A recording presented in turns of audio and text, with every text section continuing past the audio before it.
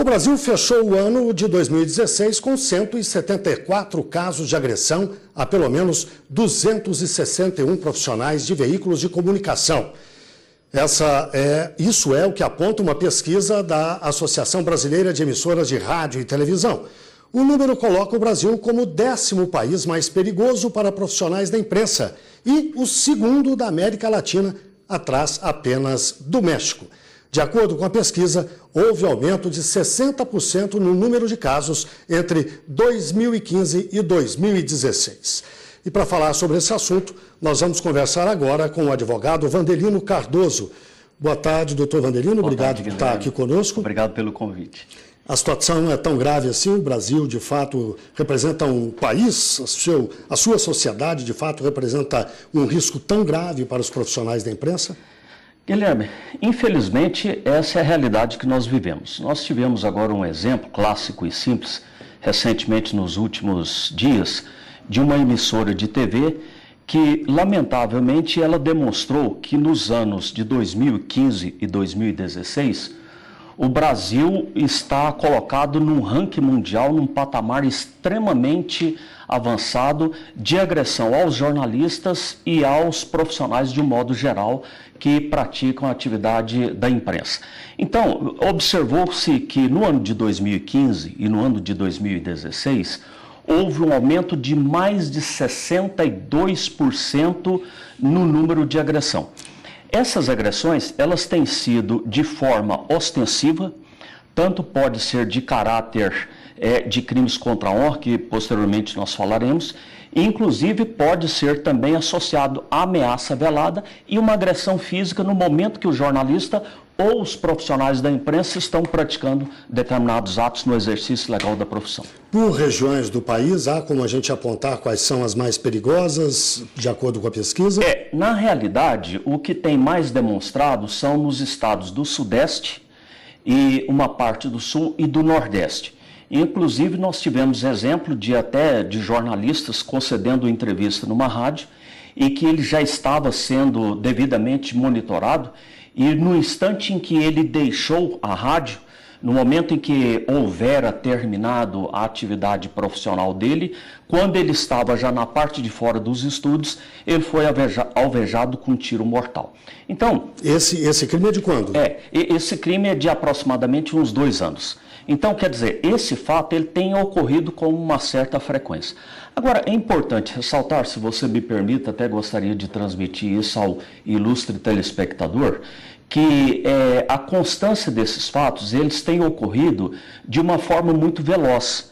Então, essa velocidade com que tem ocorrido, isso tem transmitido uma série de transtornos à sociedade. Porque, observa bem, nos países desenvolvidos, nós observamos que a imprensa é praticamente livre, ou seja, não há nenhum mecanismo proibitivo ou por parte do poder público, etc. E nos países subdesenvolvidos ou nos países do terceiro mundo, isso ocorre com frequência. Por quê? Porque, na verdade, a rigor, aqueles países que estão numa situação ditatorialmente enfática, ele teme que essa propagação de elementos possa causar transtorno e divulgar o que não deveria divulgar à sociedade. Em qual dos dois lados o senhor classifica o Brasil? No primeiro, dos que o Estado não intimida a imprensa, ou no segundo?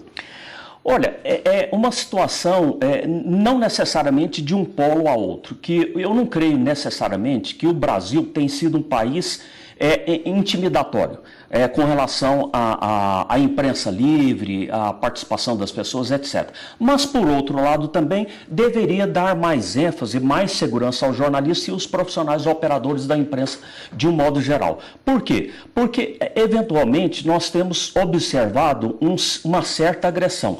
E, às vezes, eu quero transmitir, Guilherme, me permita transmitir isso ao telespectador, que essa agressão, ela não tem sido necessariamente imposta do poder público para o jornalista, mas uma agressão que tem sido velada pelo sistema de repressão e controle dos distúrbios da massa em face do poder psicossocial, mas também por falta até de pessoas que estão participando de uma atividade. O senhor certamente certamente deve estar falando da ação da polícia durante manifestações. Mas eu vou lhe pedir para a gente destrinchar melhor esse assunto, conversar um pouco mais sobre ele. No próximo bloco, a gente volta daqui a pouquinho com esse assunto, então, tá bem? Por favor.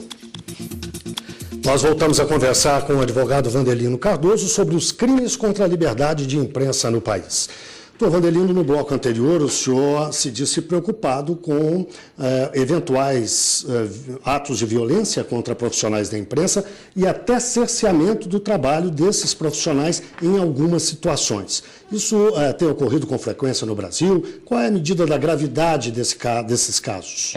De acordo com o estudo, Guilherme, é importante salientar que essa incidência que tem ocorrido no Brasil, como nós falamos antecedentemente, tem sido colocado de uma forma muito elevada. Então, o Brasil, nós poderíamos classificar o Brasil como mais ou menos aproximadamente o 7º ou 8º país do mundo em que os jornalistas e os profissionais, de um modo geral, da imprensa têm sofrido uma certa agressão.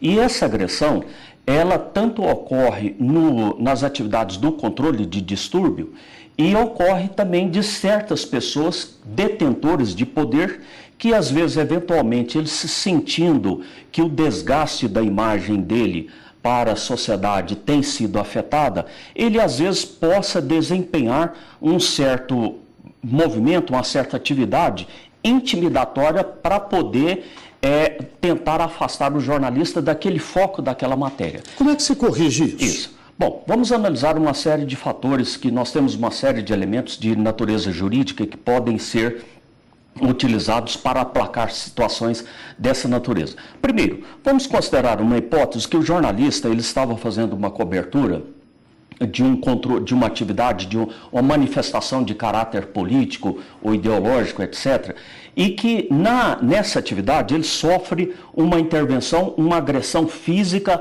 ou moral de um policial militar. Primeiro procedimento, ele deve fazer uma representação à Corregedoria de Polícia Militar, que é o órgão competente incumbido de desempenhar essa sistemática processual com a finalidade de apurar o excesso que o policial militar cometeu no exercício daquela função.